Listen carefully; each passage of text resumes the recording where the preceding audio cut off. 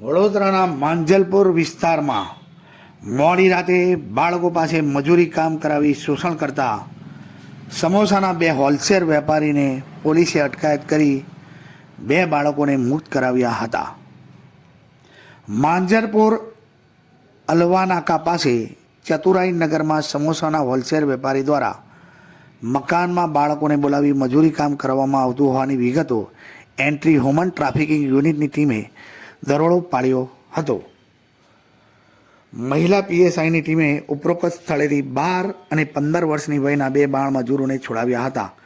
તેઓની પૂછપરછ દરમિયાન તેઓની પાસે 3 થી 9 વાગ્યા સુધી કામ કરવામાં આવતું હોવાની અને બધામાં 9,000 રૂપિયા પગાર ચૂકવતો હોવાની વિગતો ખુલવા પામી હતી.